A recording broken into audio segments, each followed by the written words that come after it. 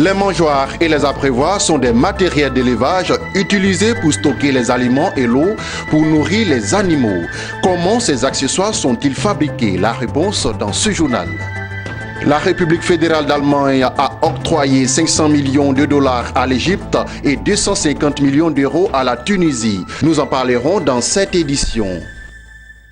Bonsoir à tous et à toutes. Merci de suivre les informations sur la chaîne de l'économie Business 24 Africa. Les mangeoires et les abreuvoirs sont des matériels d'élevage très utiles qui permettent de stocker l'eau et les aliments et nourrir progressivement les animaux.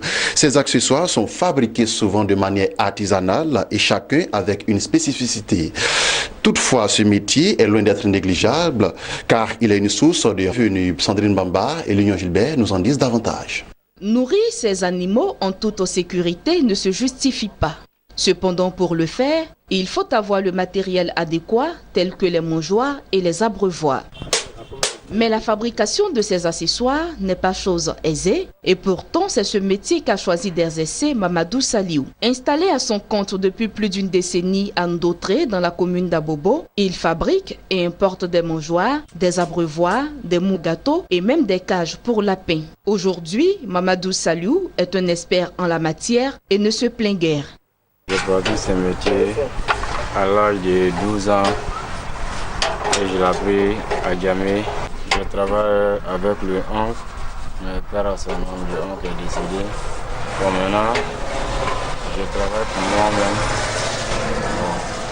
Petit à petit, je vois que le métier que j'avais appris, bon, il n'y a pas eu tort. Le métier me rapporte de tous mes besoins, de la famille. Bon, je m'arrive vraiment à m'en sortir. Ici, dans cet atelier, le choix du matériel de fabrication ne se fait pas au hasard. Pour que ces accessoires soient plus résistants et obtiennent un bon prix d'achat, tous les détails sont pris en compte. C'est le matériel galvanisé, c'est ce qui est là.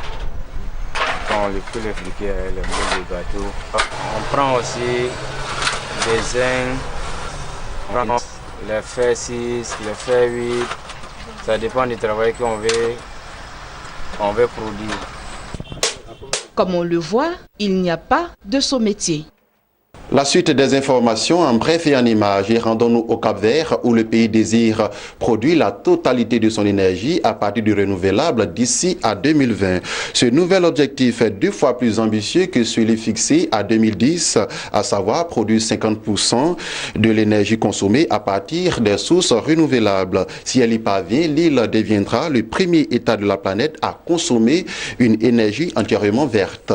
Toujours en bref, la République fédérale d'Allemagne a offert 50 millions de dollars à l'Égypte pour soutenir ses réformes économiques et les petites et moyennes entreprises. C'est ce qu'a annoncé le ministre égyptien des investissements et de la coopération internationale.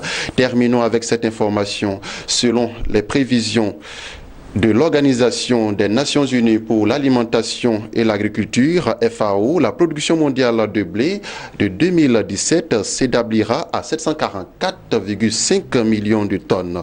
Ce volume représente un recul de 1,8% par rapport à l'année précédente, mais reste supérieur à la moyenne des 5 dernières années. Voilà, c'est ce qui nous refermons ce journal. Merci de nous avoir suivis. L'information continue sur Business 24 Africa. Retrouvez Sandrine Bamba lundi 21h pour un nouveau journal.